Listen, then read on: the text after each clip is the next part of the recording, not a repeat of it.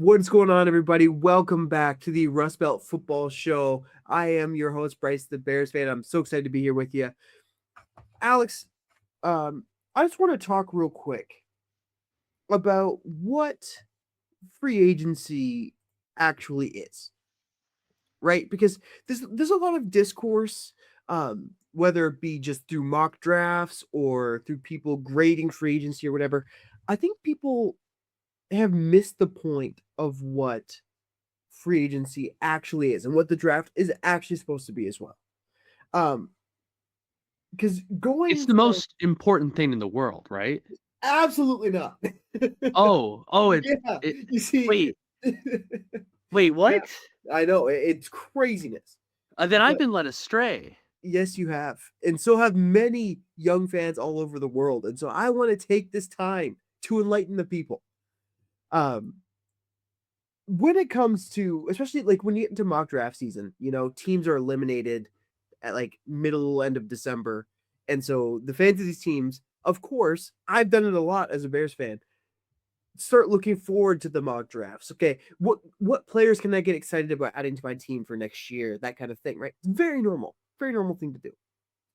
And what a lot of mock drafts do, especially early on in the process, is they take a look at teams' needs, the holes they have in the roster, and they say, okay, how can we fill these holes with the talented players that are in the draft pool? Right? That's generally how it's viewed. And that's just not actually how it ever plays out, ever. But then some people take it too far the other way and they talk about um, teams just go best player available. They don't draft for need. And that's not quite true either. Right? The answer is somewhere in the middle. And the real key to understanding the draft and everything that goes on there is free agency. Because then you look at free agency, you look at some of the contracts, and you go, Alec Pierce for about 30 million a year? Like, I don't know. You look at Dan Moore last year, like basically setting the market for left tackles. Like, really, this guy? Teams will always overpay in free agency.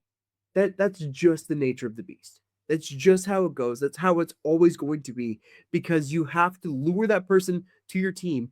If you offer market value to a player, you almost always lose. You just don't win those bidding wars. The whole point is that all these teams are bidding on these players, and if it's a good player, there's a lot of teams bidding on him. Right? That's why the Colts had to pay Alec Pierce $30 million. And it's because you had teams like the Bills, the Patriots, willing to offer him a ton of money to come and play for them to be the wide receiver one. Teams use free agency to plug the holes they have in the roster because those are proven quantities. Like the whole point, you're always going to have holes in your roster come draft season. You just will. There's nothing you can do to avoid that. But as many proven veterans as you can get where you're comfortable with saying, all right, we're going to pay this guy this much money so that we can just plug him into our roster and fill this need. So we're not put in a situation where we have to reach on a player, where we have to trade back and just hope a guy gets back to us. You want to, teams will always try and put themselves in the best position to draft the best player available. That said, the Chiefs are not going to draft a quarterback, right? The Ravens are not going to draft a quarterback. The Eagles might because that's just how they operate. But like 99% of teams will not draft a position if they already have a superstar filling it, like quarterback. I highly doubt the 49ers would take a running back in the first 2 rounds, right? Like, this is just not how these teams operate. But they will always try and draft the best possible player at a position that helps the roster the most. And so that's why you see teams taking swings on quarterbacks in the second and third round all the time. That's why you see all this crazy stuff happen. And it's why you have teams like the 49ers drafting Micah Egbuka last year because he was the best player on their board. And they saw a world where they were going to need him. And they did, right? Even though people kind of made fun of them for it. So you have this really interesting mesh of free agency filling the team's absolute glaring needs to prevent them from being in a situation where they have to draft for a need. Because when teams are drafting for a need, like you have, I don't know what the best example would necessarily be, um, but when you have a team that is forced to draft a position that's not necessarily the best player available, that's when you see a lot of these huge busts come through, or these big shockers where a team drafts someone 5 spots higher than you ever thought they should. And Mhm. so I just want to get that out of the way, just because I see a lot of people talking about the draft and about how, you know, this team needs to draft this position. That's not quite how it works, but you also can't go too far the other way. In your estimation, in the off season, what do you think tends to have a greater effect on a team? Is it the draft or is it free agency? Or can it be either or depending on the situation? There is nothing that changes a team's trajectory like a home run draft class. Mhm. Likewise, there is nothing that sinks a team faster than an absolutely awful draft class. Um, the draft is the most important step in team building every time, because you are getting guaranteed cost control for 4 years, guaranteed, unless you draft a guy in the fifth round, in which case you have a fifth year that's also cost controlled. And so that's why you see the Dolphins doing what they're doing right now, where they're selling off all their premium players to get premium picks, because they have so much dead cap money, they can't afford to pay people. And so they're bringing in all these young players in these next couple of drafts in order to have cost controlled players so that they can really reevaluate where they are as a team and really start fresh. It's not dissimilar from what the Steelers are going to have to do the next couple of years. Mm, that's a fair point. Yeah. All So right. that being said, I want to know, Alex, Yeah. we're going to talk about teams that got better and teams that got worse in free agency. Yeah. So let's start with getting better. Let's start on a positive note Yeah. today. Sure. First, toss out some of your honorable mentions. Okay. So I only have really one honorable mention that I wanted to talk about. This is a team where I didn't feel like I could put it in a top 3, but I wanted to mention it anyway, and that was the Los Angeles Chargers. Um, Yeah. Okay. I think that the Los Angeles Chargers are a team that has quietly made some very good moves this offseason. I agree. They have done a lot of work in terms of re-signing players that have already worked out well for them, as well as getting some new players in positions that are lacking. Some of their notable additions would be Keaton Mitchell. Uh, You uh, love Keaton Mitchell, I man. do, yeah, yeah. But then also Tyler Biadasz, uh, which I think is going to go well in their O line. That's a structural issue they need to address pretty badly in LA, and so I really like that addition. You have Dalvin Tomlinson and Alec Ingold. These are all strong players, I think, that will add a lot of depth to the Chargers team. Keaton Mitchell and Alec Ingold will be a nice addition to the running back room for their offensive coordinator, Mike McDaniel. I like anytime we have something like that, a good pairing. Uh, and then Tyler, he's going to be, like I said, I think he's going to help that disastrous O line. They've also made some other additions to their O line. Cole Strange, Trey Pipkins. I'm not certain about these additions yet. This jury's still out on that, but at least that they're making additions and they're making changes around their O line, which I think they need to address. So just in general, I think that uh, LA is making some good moves, and I think that they're worthy of an honorable mention here. Very good. Yes, I agree. It's interesting because I was looking through, and actually, some of the teams I thought got better didn't get as much better as I thought they did initially. And after really going back through and reevaluating where they're at, um, the two honorable mentions I had were the Titans and the Browns. Um, a recurring theme with me kind of every year, to be honest, is that the teams that get better are honestly the teams that have such a low floor that the only thing they can do is throw money at the problem, right? The Raiders also getting an honorable mention. I'm thinking about it. They made some good additions. I just, in comparison to my actual the team that I really thought did much better, um, they just weren't quite in that same level, but it was very close for sure. Yeah. No, I think that it's interesting that you mentioned the Browns, you mentioned the Titans. as honorable mentions because I know those were ones that you were pretty hot on when we've had some of our discussions lately. And so But it's interesting that they've fallen into an honorable mention rather than a top yes, 3. Yeah. you're gonna be pretty surprised by my answer. Do you want me to just go for it? Sure. Yeah. I'm curious. The team that I thought improved the most this offseason so far is the New York Jets. The New York Jets. Okay. The New York Jets. So I wanna break this down real quick. Mhm. I went Mhm. through and noted down. Now, I'm not a Jets fan. I don't know the ins and outs of their third string defensive tackles, right? So I just went through their free agency moves and just kind of noted down the ones that I thought were notable. They lost Justin Fields, Elijah Vera Tucker, Jermaine Johnson, John Simpson, and John Mechie. Okay. They gained Geno Smith, Micah Fitzpatrick, David Onyemata, Demario Davis, Joseph Osai, Devondre Sweat in a trade for Jermaine Johnson, Dylan Parham, Nashawn Wright, and Kingsley Enagbare. They also re-signed Brees Hall. Mhm. I was looking through those. Now, granted, names don't win football games, right? A player's name value does not win you a football game. It doesn't get you anywhere. However, Geno provides stability at the quarterback position that they haven't had since Ryan Fitzpatrick. Um, Minka Fitzpatrick is not what he used to be, but he's worlds better than what they had in their secondary. Yeah. David Onyemata is a solid starter for you. Demario Davis is 37 or something like that, but he's old, but he's a freaking good football player at linebacker. And so there's a lot of buzz about them maybe going Arvell Reese or going the other direction. If you draft a linebacker early, pairing him with Demario Davis for a year or two is the perfect decision. Um, Joseph Osai can start games for you. Devondre Sweat is a very good young player that you can stick in the middle.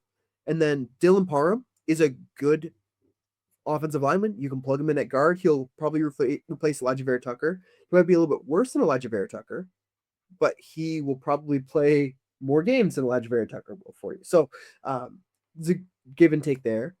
Nashawn Wright, my Chicago Bear legend, that's them saying, okay, we broke this record that should never be broken of having no interceptions last year. We're going to get the guy that's going to give up 1,000 yards, but he's going to have 5 picks. And you know what? For that, I applaud them. There's a lot of self awareness in that signing, and only signing to 5 million is a deal. It's a good deal for that player. And Kingsley Enagbare came over from the Packers, and he'll probably start a few games for them this year, or play significant snaps at the very least. And then resigning Brees Hall it's a war crime. Let's be honest towards Brees Hall. But I said resign. They tagged him. Yeah. Presumably, Yeah. they're trying to work on an extension. I, along with every other fantasy football player, wanted to see him go anywhere else, but they had other ideas, and so I am very excited to see what this team does because I think they could genuinely play themselves out of the Archimedic Sweepstakes next year, which would be the most Jets thing they could possibly do. Yeah.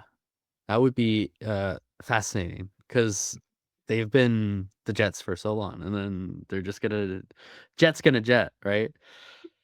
And how long they keep their coaching staff is going to be an interesting Mhm. talking point over the year. It really has been an interesting year because obviously Aaron Glenn comes in and he was one of the darlings of the coaching off season last year for all the work he did in Detroit. And then I don't think that I can really say he did a good job here in Jetland. Now, you know, it is the Jets, so there's that. But it just was the complete opposite from what Ben Johnson did with the Bears. And both of these guys were first year head coaches, and both of these guys were walking into situations that those teams were not great. Obviously, Ben Johnson did have more to work with than Aaron Glenn did, but still, I mean, it's a tale of two coaches. One turned the team around, the other didn't. Yeah, and one of them fired his entire coaching staff and the other didn't. I don't know. There's a lot that I don't love about the way that Aaron Glenn has run has approached this whole situation. Um, I'm inclined to give him a bit of the benefit of the doubt and say that it was management. It wasn't necessarily him making a lot of those decisions to fire his staff. But I don't know. The whole thing feels kind of weird to me. I'm just at the point where I'm saying, let's wait and see. I'll reevaluate if he still has a job next year. I would be surprised if he has a job through the 2026 season, but we'll Yeah. find. Well, I can move on to my number Yeah, three. give me yours. My number three will be the Las Vegas Raiders. I think Las Vegas have been one of the most fascinating teams of this offseason. It was a team that performed so poorly that they ended up obviously with the number one overall draft pick, but Right. now they've somehow ended up in the conversation for their successes as of recent. So that's an interesting couple month turnaround. Obviously, the team went and acquired Clint Kubiak. That's their first big move of the offseason. The successful offensive coordinator in Seattle. And Kubiak has, I think, over the last couple of years, demonstrated time and time again that he can devise a potent offense that has won Seattle many of these games. Then they go and they acquired Nakobe Dean, who before his injuries last season was one of the more effective run defenders in the league.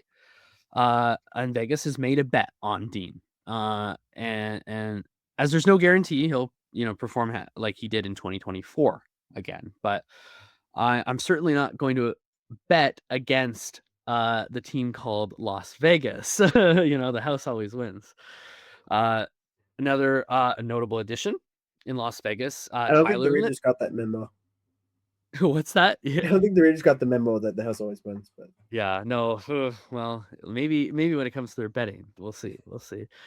Also Dean Martin, famous, Rat Pack guy. Vegas going for Dean, usually a good idea, I think.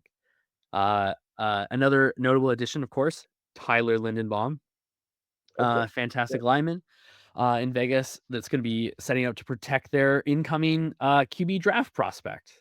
Lindenbaum has had a great amount of success as a run blocker, one of the best in the league, as well as average success as a pass blocker, but really that run blocking has been exceptional for him.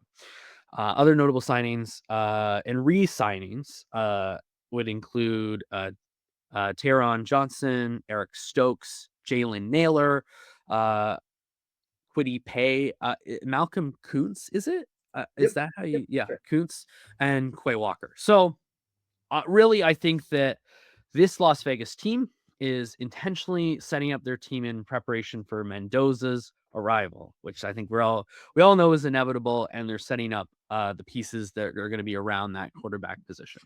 Did you mention Kirk Cousins? No, Okay. because that's a good point. I wrote this before, yeah, that news dropped today. That is also going to be a great addition, I think, I agree. bringing in a veteran presence. He may even start, and I think probably he should start for the first bit of the season. Just give Mendoza the chance to get set up and get ready. I really do like that signing. And when we talk about the worst additions, I'm going to be also talking a bit about that move in a Yes, little bit more. I really like the Quay Walker deal for the Raiders. We were talking last week about whether or not I like any Packers. Um, Mhm. and the answer was not really until they're off the Packers. But Yeah. Quay Walker's one of those guys that I'm glad is off the Packers because he was an absolute punk when he first came into the league, but he has grown as a player for sure, and it is to the point where I'm glad he's off the Packers because he has grown into a very, very talented player, and getting to go to a team like the Raiders where he's a chance to really show his stuff is going to be interesting. Um, Nakobe Dean is cool as well because they played together in college, and so Oh, getting the cool. boys back together is Cool. always that's always one of my favorite things you can do in the NFL is get two college guys that absolutely dominated back together when they were there during their prime Georgia days Yeah. when Georgia was running the SEC. That's awesome. I didn't realize that. That's cool. So you've gone and given me what your number one, and then some of your honorable I mentions. did give you my number one some honorable mentions. I also I don't feel good about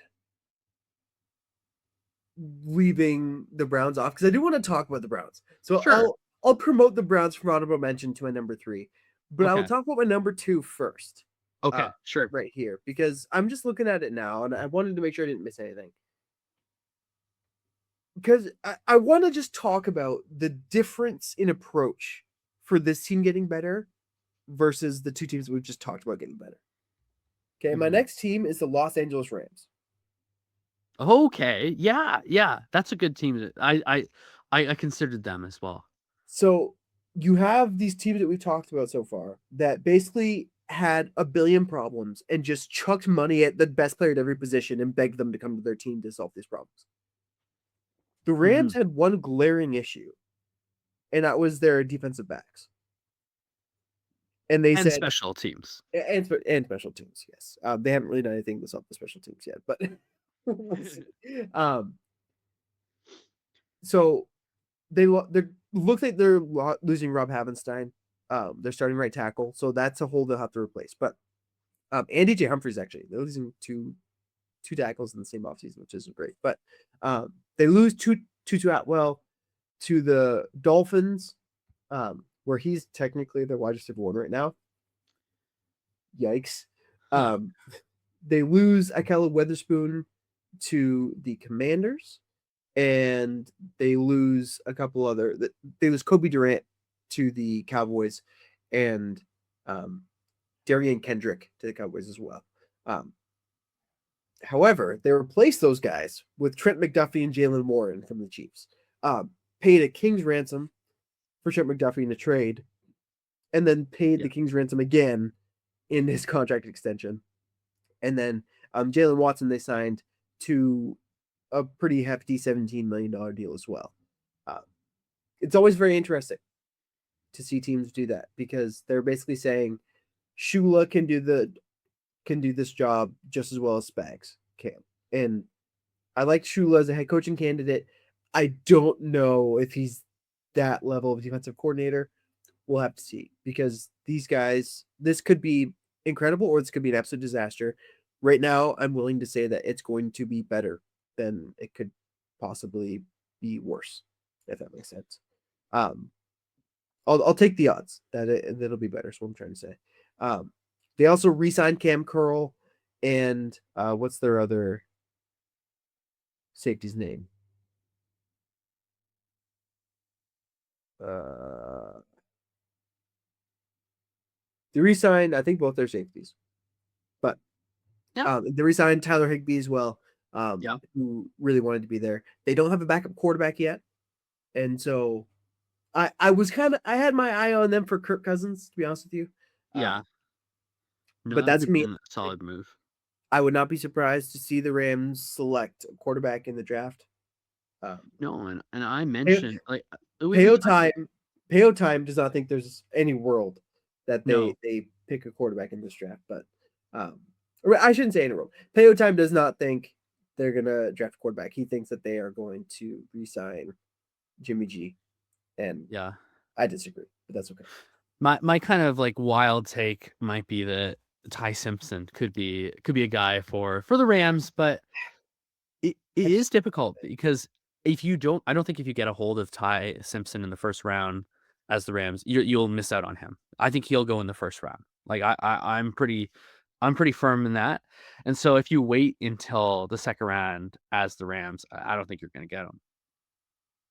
yeah, it's They tough. they they have to start thinking about their succession plan though. They The Rams. absolutely do. They absolutely do. I agree. Um, I just don't think this is the year to want a succession plan. Fair Um, enough. I think you are pretty confident that you're gonna have, based on Stafford's MVP performance last year, that you're gonna have another few years from him. But I think that that could be uh really awesome, an awesome situation for the Rams is you have your guy for the next couple of years and draft a guy and let him sit for a couple of years and so that when the time comes, he is more than ready to go. Yes, I just don't think Ty Simpson is that guy. I know you do, but I just don't see it. I don't see it with him. I think Mendoza is the only guy that's worth taking the first round. I would be. I am in the same boat with Ty Simpson as I was with Tyler Shuck last year, Yeah, where I think he's a good player. But we're seeing the opposite thing happen that happened with Tyler Shuck, where everyone was making fun of Tyler Shuck and making it seem like he was a day 3 pick, and then the Saints sharked the world and drafted him in the second round. And oh my goodness, he's actually good. Um, I'm gonna dive deeper into his his being. Um, oh my goodness, I'm talking too long. I forgot to say Ty Simpson. I'm gonna be diving deeper into his film this week and next week. This is my film study time of the year, so um, I'll have a more fleshed out idea next week. But at this point, I'm looking at him as like a 40th overall pick kind of player, and I think any more than that, unless you're trading up to 32 for the 5th year option, that's about where I live. fair And enough. so I would much rather have them take a shot on like Drew Aller in round 4 than I would want them to take Ty Simpson in round 1 or 2. Fair enough. Okay, give me your last team. Okay, I have two. I have two more. You have Because I 2 did. more. Yeah, honorable mention was L.A. Number 3 Vegas. So I got one and two still. So 2 I put Denver Broncos. I think Very good. I mean, early on in free. I think I'll make the case. I'll make the case. So I all think right. early on in free agency, uh, they made very few moves other than retaining players, which is not They a bad retained a play. bunch of players. I'm looking Retaining, at this right now. yeah. It's a Hmm. lot of pretensions. Oh yes, oh yes. Which not a bad play in of itself. The team is right to keep a lot of the same core pieces. Denver was by all means a highly competitive team last year, without a doubt, a top 3 team in the AFC last season. Since Denver is already a strong team, you don't want to fix too much of what isn't broken. I really like moves they've made retaining players, like re-signing J.K. Dobbins to your deal. And he's a great threat. They re-signed O-line Alex Singleton for 15 million for 2 years. I think that's a great deal for a top Uh, 15 linebacker. Alex Singleton's a linebacker, not a lineman. You said offensive lineman. Did I, oh, sorry. I said linebacker, but then I also said okay, whoops. Yeah, yeah. You're good. You're I good. said yeah, a top 15 linebacker. Which is, again, great retentions there. That being said, you still want to see some big moves made.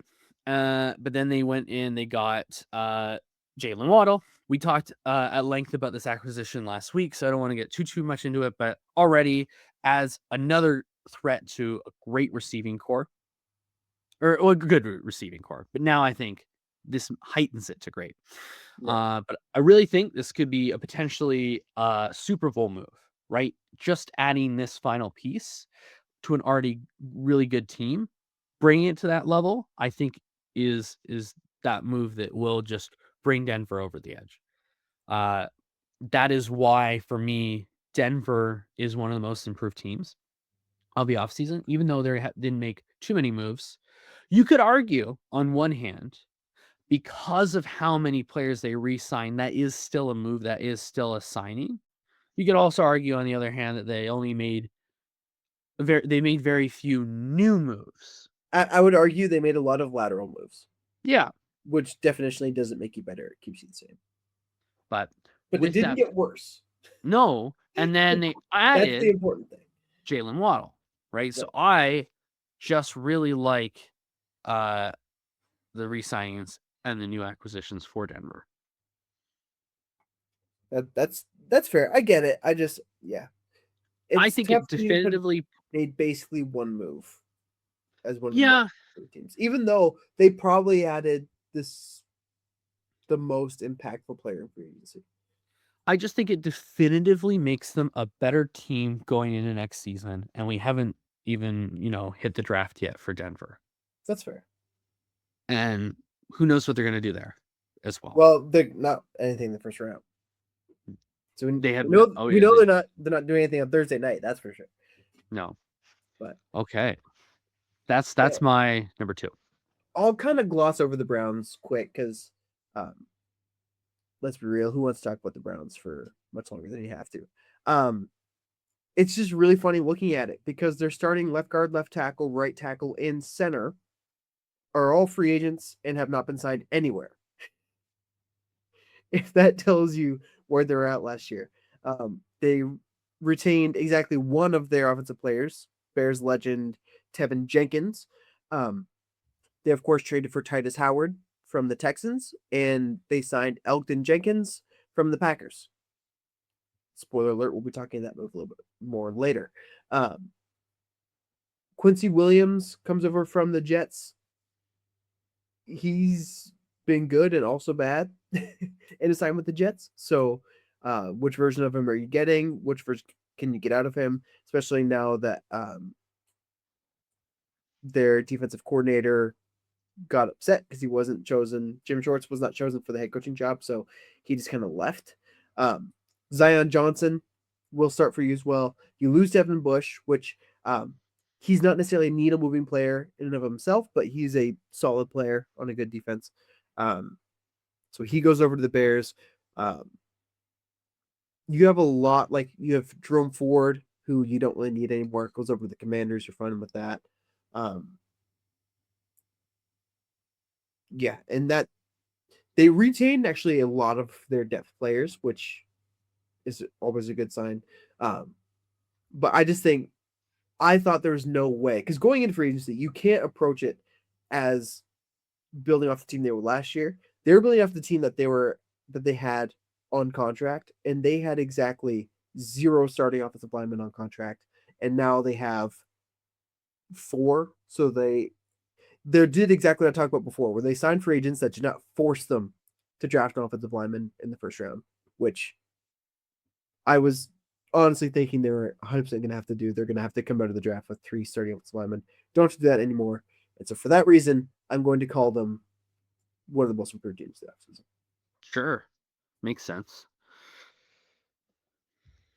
All right. Have you gone that through is all all mine. yours now? That's all yours. Okay. So I got my number 1 left, which I put Kansas City Chiefs as my number 1. Interesting. Yeah. Okay. Uh I don't disagree. the reason why is they had a weird year last year, but I think that they have made the moves that they need to get their dynasty back on track. Kenneth Walker is going to be a great fit in Kansas. And it shows, I think, a renewed attempt to reclaim their title atop the AFC. They also have made some notable signings, such as Alohi Gilman, and re-signing players like Travis Kelsey, uh, Tyquan Thornton. Although these guys failed to make the playoffs last year, they had 3 consecutive Super Bowl appearances before that. Obviously, the Chiefs have some problems to address, but I think that I have some confidence that they're already starting to make moves to address that this offseason, especially with the Kenneth Walker addition. I just really really Kenneth like. Walker is huge. I think so. I think that fits into the Chiefs so well, and also shows a willingness to try something a little different on on the coaching's part there in KC. So right. I like it. I do like uh bringing even Kelsey back because I think that Kelsey is still one of the best tight ends in the league. I think the people saying that he is washed are a little bit disingenuous just because he's Travis Kelsey, he's Taylor Swift's boyfriend. There's that all the kind of there's the media buzz around him, and so that's why I think people are kind of dislike him. But I think still, even last year, like he showed to be such a reliable player, slowing down a little bit, but is still finding those gaps in these defensive schemes, and is still a player that you want to keep around, and adds to KC's success. Yeah, I agree. I think KC absolutely has a chance to become the beast that they were always supposed to be again. People are going to hate that, but that's just the way that it is. Because you add Justin Fields, who's one of my favorite moves of the offseason. You add Kenneth Walker.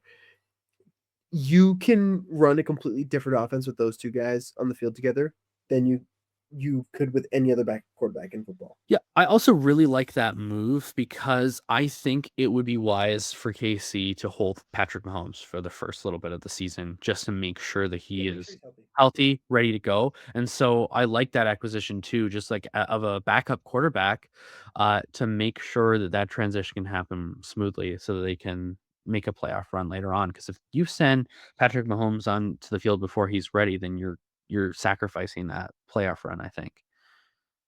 Absolutely. Yeah, and KC's a team that gets the benefit of the doubt, right? They've earned it, and Exactly, so exactly. um, I'm interested to see what their defense looks like. Um, Yeah. I'm waiting to evaluate that until after the draft because I think there's a world where they draft a guy like Caleb Downs that is a definitive needle mover at that position, and I'm looking forward to talking about just what position of value means as well because we're going to get into that at some point where we get to talk about why do people say you should never draft a running back or safety high.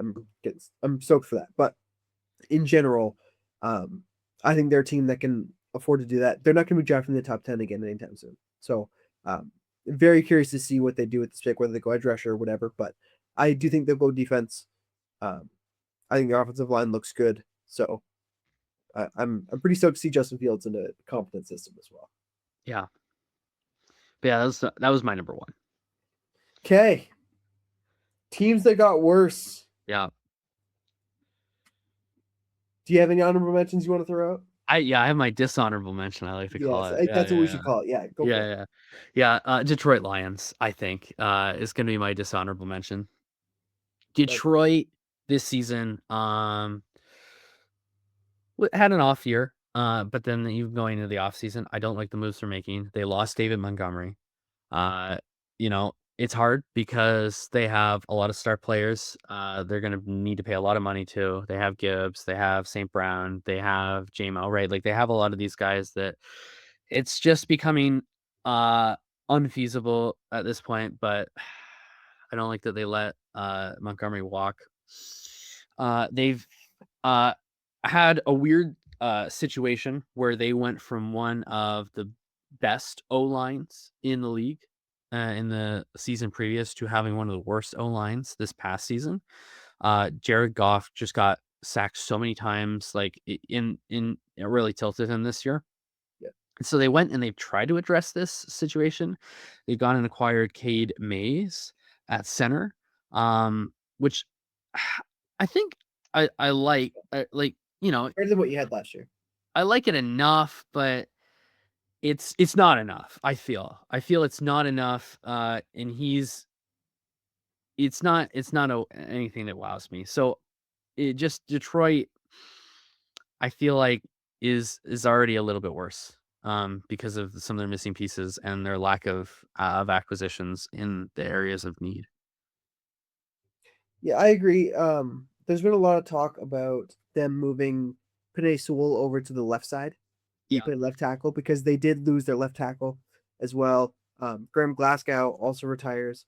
So your bad offensive line from last year lost two starters that you now Yeah. have to replace. And so even if you Hmm. move Sewell over to the left side, that opens up a gaping hole on the right side. Exactly. And so them not really taking a big swing and going out and getting somebody like you got Cade Mays and Juice Scruggs Yeah. as your swings at offensive line. That doesn't move the needle. It No. just doesn't. In no world No. does it move the needle. And so um, Eh, the NFC North is not a division where you can afford to make a misstep, especially when no.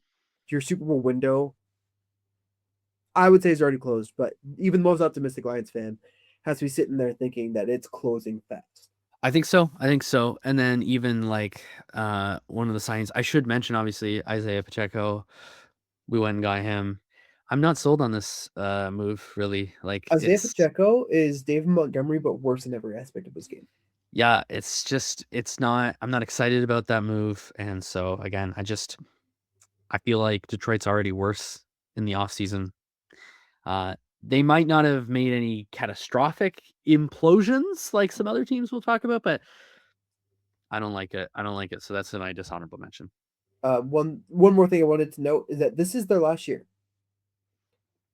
If you don't win this year, the window's shut Yeah, I think because you so. have to pay that awesome draft class you had with Laporta, Gibbs, and Jack Campbell, Hmm. and Brian Branch. Actually, is also in Oh, that right, draft class. right. Okay. You have to Yeah. pay all four of those guys next year. Yeah. That at that point you have too much money tied up in too few players, and it all goes downhill in the at worst second hardest division of all football. But Hmm. all right, Yeah. you took Yeah. my dishonorable mention, so I'll just jump right into um, my third team that got worse. Cool.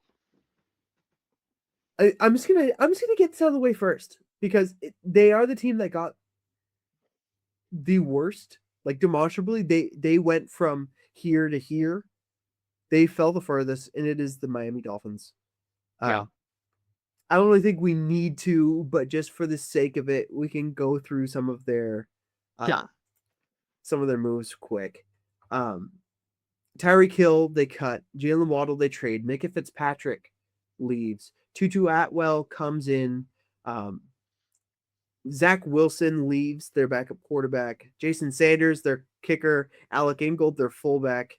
Um, the Yeah. corners were already bad, and Cater Kohu, who started some games for them, goes to the Chiefs. Um, Larry Borum goes to the Lions. He'll maybe be a swing tackle for them, I guess. Ooh. They bring in David Ojabo from the Ravens, Joshua Uche from the Eagles. Um, they bring in Malik Willis, of course. We can't go without Yeah. mentioning that. Um, I had no idea Jermaine Ifedi was still in the league, but he was on the Dolphins last year. Wow. Um, Former Bear. And yeah, a lot of guys that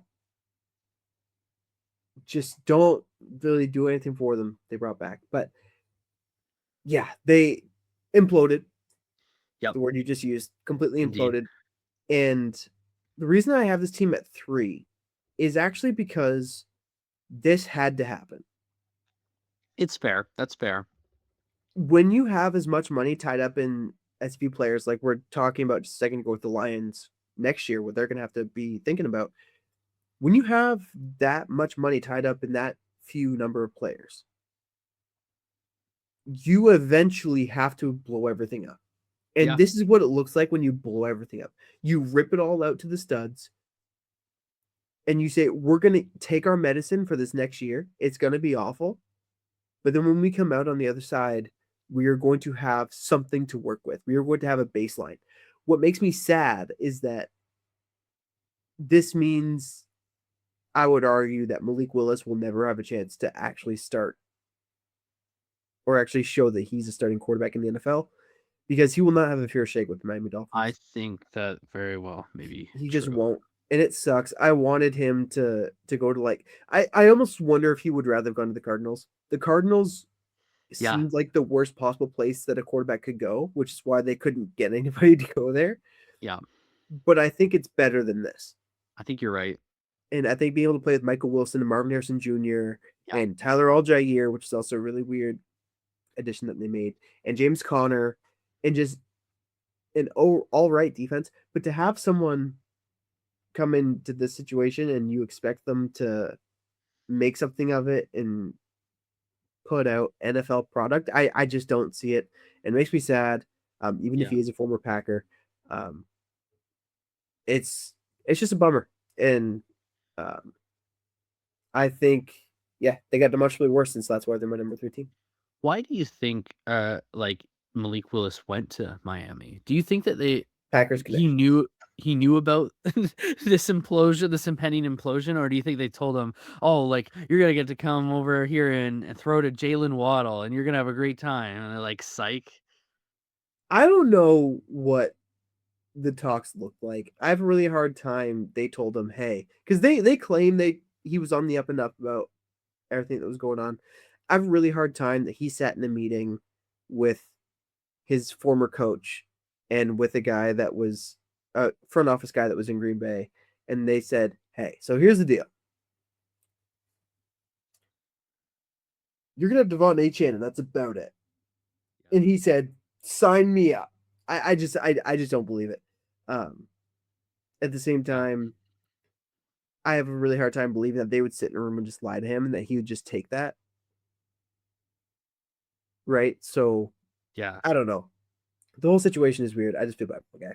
Yeah, I know, and that's why I had the Miami implosion as my number 1, and, like, I agree with you, it had to happen, and so maybe that's why you don't put it at number 1, but in terms of what teams got worse this offseason, I mean, this is the clearest example of a team that's worse.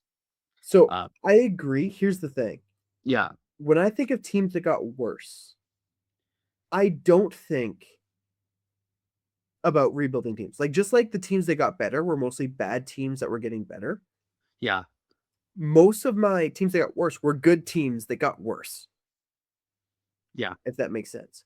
Um, I will always have a lot more grace for the Miami Dolphins of the world mhm, because they weren't going to be very good anyways. So really, how much worse does this make you? I don't know, right? And I didn't yeah, even mention that they got rid of Tua in that as well, but um, in my list off earlier. But yeah, so that's just my little addendum. okay, yeah. No, I'm with you there. Give me your number Alright. three. Okay, so this will be I number 3 and number 2, to be honest, are pretty interchangeable for me. Okay, I don't feel strongly about either one being over the other, but for the order that I have written in here is, I have Atlanta Falcons. Um, interesting. Okay, yeah, so I think in my estimation, they're making not great move after not great move. First, they dropped Kirk Cousins, which I don't think was a very wise decision, to be honest with you. I think that he played well enough for them this past season. Yes, he's getting older, but that's a nice veteran presence to have, especially as the team tries to figure out what they're gonna do with just Penix. on the price point, right? Yeah, I get it, I get it. But then they went and got Tua, and again, that's cheap. That's a cheap. Better minimum. That's as cheap as it gets. It is, but Yeah, I don't like. This isn't an awful move because of how cheap it is. Let me be clear. But I don't really think it does anything to help the team. They already have Penix, they already had Kirk Cousins. I don't really s it doesn't make them better. No, you're right. I don't think it makes them better in any way. Um, so I don't know. I don't really particularly like I think it's a bad decision. But so then they sign receiver like Jahan Dotson to a 2-year deal, a player that ranks 117th among 123 wide receivers across the league according to PFF. Like just another like some really I don't know, uninspiring uh moves here that uh I think the Kirk Cousins is a bad decision. I think the two is a meh decision. I think this is a meh decision. Um I don't think that the Falcons are have been making great moves this offseason. And I think they're a worse team because of some of these weird moves. Yeah, like they lose Darnell Mooney. They lose um, D. Alford, who has one of the biggest low lights of all time against Justin Jefferson, or maybe it's Jamar Chase, one of the two. Um, like you lost, you didn't really lose anybody that's groundbreaking. You also don't have anybody that's groundbreaking at No. the end of And the day. so doesn't make me feel good about Atlanta next year. I'm intrigued to see what they look like with the new coaching staff and Yeah. the whole NFC South intrigued me. I'm a sicko. But yeah, I understand where you're coming from for sure. Yeah. So yeah, and I try not to beat I don't know, beat too much on teams and players and things like that, but I'm uninspired by Falcons. That's 1,000% valid. Yeah. What do you got My, next? my number two is the Baltimore Ravens. Okay. Okay. I am not a fan of how the Baltimore Ravens offseason has gone. at Mm, all. mm. Um, this is one of the worst off seasons I've seen from a team in a while. I am including the bad faith trade that they made for Crosby. Yeah, it's a strange one for sure. When you have a team, now I want to make it clear, on principle, they did nothing wrong. On principle, the trade that they made was within the tampering period before anything was made official. They had until the league year to back out, and they chose to. That's well within their rights. The problem is you don't send 2 firsts and then back out of it and then sign a guy for the exact same amount of money that you were going to pay the guy you're trading for. It was a bad faith move. Um, it's it's just gross. It just feels gross, and so not a fan at all of how that was handled. Um, and so that kind of got me on the trail, like looking through their moves, because I realized I hadn't really heard a whole lot about the Ravens. And then I looked and I saw, okay, they lost, among others, but some of the notable ones: Tyler Linderbaum, Alohi Gilman, DeAndre Hopkins, Pat Ricard, Charlie Kolar, Isaiah Likely, and Draymond Jones. Mhm. They gained Trey Hendrickson, John Simpson, Durham Smythe, and Jalen Hawkins.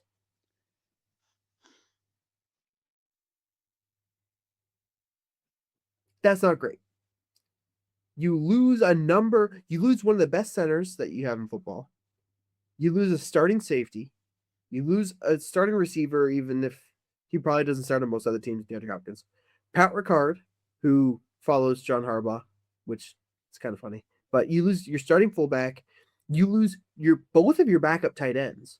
Charlie Kolar, who's an awesome blocking tendon, and Isaiah Likely, who has a lot of juice as a receiver. And Draymond Jones, who played really good football for you on the interior D line this last year. And then to replace that, you get Trey Hendrickson, who's 32, who you don't know how many games you're getting out of him. It's probably not 17. John Simpson, who's an all right guard. Maybe you slot him in a guard. Maybe you move him over to replace Linderbaum. I don't know. Durham Smythe, who was the Bears' third tight end last year. And then Jalen Hawkins, who was this like fringe starting level safety for the Patriots. That's bad. And you're having to contend with the Bengals and the Steelers. Like in a division that's contending for average, they are officially below average, in my opinion. And so that is why they're one of the worst teams, because they went from potentially number one in the division to I'm probably going to project them third, maybe even fourth in division if I want to feel spicy about it. Fourth is very spicy for I that know. division. I'm That not saying is I'm going there yet. Let's get through the draft first, and then we'll see. yeah. Yeah.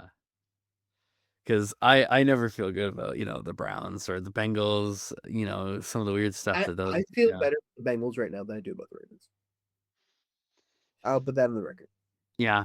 And then Steelers again, never feel I feel great better about about the the Steelers Steelers. than any of the other three. Like, Yeah. Yeah. yeah, and they don't even have a quarterback right now. No. But I mean, probably they do. He's taking his sweet time though Don't even. to Oh, let them. this is the Rogers timeline. This is yeah. He'll be back. He'll be He'll be back. on Pat McAfee next week. Don't worry. Yeah. That's where he'll announce it. Yeah. Yeah. All right. Give me the last one. Okay. This will be Indianapolis Colts for me. So it's because the Colts were destined for greatness last year. They were on the right track. I love what is happening this Hold on year. a minute. Yeah. Hold on Okay. a minute. Okay. Whoa. What? The team What? that re-signed Alec Pierce, Yeah. the player Yeah. that, in your opinion, is better than DJ Moore, is I one of think the so. losers. I think Okay. so. All right. Well, All right. I, I I'm okay. just gonna kick my feet up a little bit. Educate me. Okay. Uh okay. Then, everything comes crashing out at the end of the season. It's not been the greatest recoveries for them, I'd say, so far.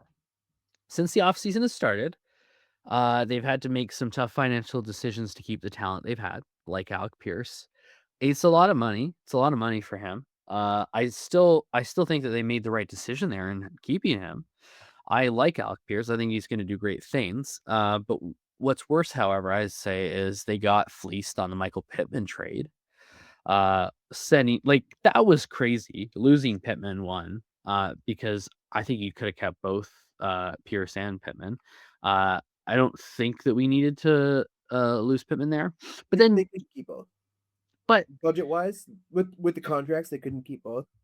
They had to trade him. Everyone knew that, so that's why they only got what they got for Pittman, was because they still got they had fleeced. to trade him. I don't And think they got fleeced, just because that was the market value. It's not good though for the Colts. It hurts It's them not good, but that was the because market value. it's and so maybe it's an unfortunate reality of the situation they're in, but I just, so far it leads them to having a pretty bad offseason. Losing reliable receiver. Um and the additions that the Colts have made, such as Michael Clemens, Arden Key, are good, but not players you're looking for to change Indianapolis. Like, doesn't move the needle there. So no moves that really have seemed to do that for the Colts this year. And with Jones out, Indiana Jones out with the torn Achilles, the Colts are looking to be a far worse team next year. So, like, just I think the money situation that the Colts have faced, their lack of any like great signings, losing Pittman and Jones being out and having to rely on your backup QB, I think are all reasons why Colts are definitively worse off going into next year than they were this last season. That's why for me, I think that they are um, one of the least improved teams. Yeah, I mean, yeah, like I said, I don't really have any qualms with Michael Pittman trade. I think it's a great trade by the Steelers. Oh yeah, absolutely. Like you put it very well. It was just the unfortunate reality. Them losing Zaire Franklin is whatever. Like, he's a declining player. Yep. Athletically, he's just not where he used to be. The Daniel Jones decision confuses me on a football level, but doesn't confuse me as a football fan and someone that's been Mhm. watching the Colts for a while. I kind of figure out how they operate. Um, Going and trading 2 firsts last year for Sauce Gardner kind of forces you to bet on Daniel Jones, Yep. which I don't like, but it's the world that you're living in, unfortunately. Yeah. Um, they lost a couple offensive linemen, obviously, including Cade Mays, who we talked about a little bit ago. Mhm. Um, yeah, the worst move I think they made is spending 30 million for Alec Pierce. I like Alec Pierce a lot. He's not $30 million receiver. I He's think the just, jury's still out on that. I think the jury's still out on that. I understand the jury still. I understand he's a young player. Yeah. I will just never play or never play. I'll never pay a young player $30 million a year off of 1 year of production. Yeah, I get that. But then we'd be sitting here, if they didn't do that, talking about how Alec Pierce has gone to another team, and that's yet another piece that the Colts have lost, True, but which then they takes keep them Michael worse off. Pittman. Yeah. And But I would probably rather keep Michael Pittman than Alec Pierce. Although I understand that a lot of people would disagree with that. I would, because Despite too much I don't know that Michael Pittman is going to be your long-term wide receiver one option with the Colts, whereas I think Alec Pierce very But well you could don't know be. that. So you know that Michael Pittman can be a wide receiver one. You don't know that Alec Pierce can be your wide receiver one long term. No, but I think You have more I evidence that Michael Pittman Jr. can do it. They think they have a window Mhm. right now, and Michael Yeah. Pittman Jr. fits that window. You don't know if Alec Pierce is going to continue to ascend like he has. That's where my hang up was. Okay. Okay, my number one team that got worse is none other than the stupid Green Bay Packers. Yeah, yeah. Okay. Okay, fair enough. All right, the Green Bay Packers lost Rashawn Gary, Elgton Jenkins, Quay Walker, John Fitzpatrick, Malik Willis, Romeo Dobbs, Kingsley Enagbare, and Rasheed Walker. They gained Javon Hargrave, Zaire Franklin, Benjamin St. Just, and Sky Moore. They re-signed Sean Ryan, Chris Brooks, and Josh Wiley. Obviously, I skipped over a few. Couple that pop out. They lost Emmanuel Wilson to the Seahawks. Trayvon Diggs did not return. That's about it. They lost Colby Wooden to the Colts, but he was a backup anyways. They re-signed Bo Melton. But point is, their quarterback can't stay healthy. No. Especially when he crouches into hits and ducks his head into hits, he's going to get concussed. And it's going to happen again if he does that again. So, what's your plan with a backup quarterback? I don't know. Maybe they draft a guy day 3, whatever. They also lost about half of their offensive line with apparently no plan to replace it. And so it already was banged up last year. It's now going to be banged up, and you are returning like 2 starters. The guy you paid last year and the rookie you drafted last year were both bad. So you're just hoping for a year 2 jump, I guess. But this is the NFC North that we're talking about. Like, the Packers could very well finish 4th in the NFC North next year, and I will celebrate. Yeah, they could. I'm not saying they Absolutely. will, but when your big additions are Javon Hargrave and Zaire Franklin, you're in a bad spot. Javon Hargrave was overpaid last year. It was awful for the Vikings. He was not good. He got cut 1 year after signing a big deal. He's a draft bust that you're signing on day 1 of free agency. For what? Like, you're not going to have Micah back for like a month going into the season. Right. And so your solution to that is to give up your second leading pass rusher. Oh, and we're also going to bring in a bust to give us rush up the middle. It doesn't make any sense. Zaire Franklin is a shell of himself. He gets a lot of tackles. It's easy to get tackles when you're a middle linebacker that is able to tackle, but that doesn't mean anything when most of the tackles are beyond the first down marker. And if there's anything I know about the NFC North, those teams know how to run the freaking football. So you better have someone in the middle that can run and chase. And they don't have that right now at all. They lost Quay Walker and replaced him with Zaire Franklin, who is older and less athletic to begin with. Benjamin St-Juste is a below average starting corner, which in fairness is better than anything they had last year, but not by much. I'm still taking the Bears receiving core, the Lions receiving core, and the Vikings receiving core against that secondary every single time without question. No doubt. And No doubt. Sky Moore is honestly kind of the perfect Packer receiver because he does next to nothing on any other team, and he'll be like the best wide receiver 4 we've ever seen because he's on the Packers, and that's just what they do. And they'll probably still play him over Matthew Golden, and I'm going to laugh. That will be funny.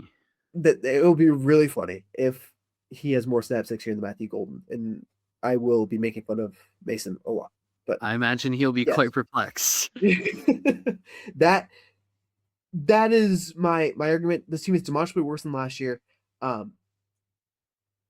You also have no first round pick to address any of these concerns this year or next year. And so I understand that this team doesn't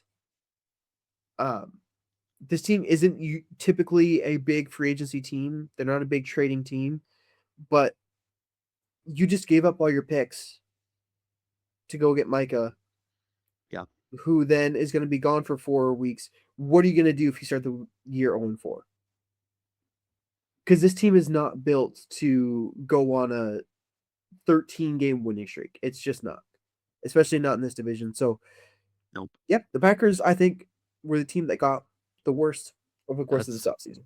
Yeah, no, those are all good points, and I'd agree with you. They definitely are one of the worst soft teams. Absolutely. And it just makes me so happy. I know. I love it so much. Yeah. Man.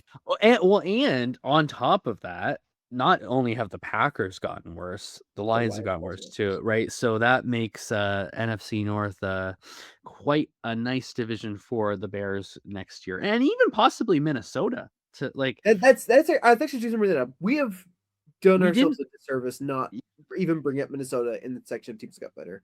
Let me pull up their actual list here quick. Because this does bear some investigation. I think so. They obviously bring in Kyler, so they have a demonstrable upgrade at Yeah, that position. and I like that. I'm on the record saying I like that move. They brought back Aaron Jones at a discounted deal, which Yeah, I like for which them. yeah, absolutely. They lose their center that they paid big money to last year, in Ryan Kelly. Mhm. They re-signed Eric Wilson, who was big for them. Um, they re-signed Carson Wentz.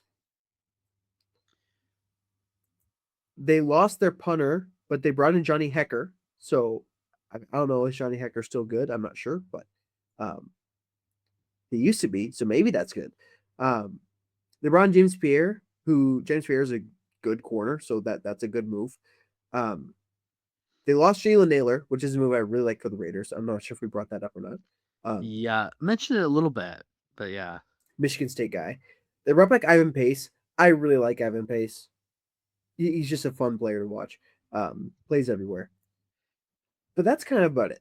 Well, So yeah, it's not a lot. upon further investigation, I don't think they belong in the most improved I don't unless think you so. just think that them adding Kyler brings them into a Super Bowl contender. I don't think it puts them there. Playoff contender, sure, but they were already 9-8 last year. We Yeah, forget that. They yeah, they finished over 500. So that's a good point. Yeah. I think this makes them a little bit better next year. Their defense was already really good last year. And so their offense struggled. Yeah, maybe Kyler changes that up, but I don't think that they're as much worse off as the Packers and Lions are going into next season. yes, absolutely. I think there's a world where we see a two-man race for winning the NFC North, and it's between the Vikings and the Bears, and Which nobody would that's have exciting. guessed a No, couple years ago, no, right? absolutely. A couple years ago, the last couple years, it's been Lions and Packers in contention for that. So, Yes, it is a good time to be a Viking or a Bear fan. It is not a good time to be a Packer or a Lions no. fan. All right. Well, I think that's all we have, unless you have anything else. Nope, that's all. All right, everyone. Thank you so much for staying with us. If you are still here, like the video, leave a comment, subscribe. Let us know, what teams do you think got better? What teams do you think got worse? Do you think that we are dead wrong on anything? Did we miss anything important? Please let us know. We'd love to talk with you down there. Again, thank you so much for watching. Have a good one, everybody. See ya.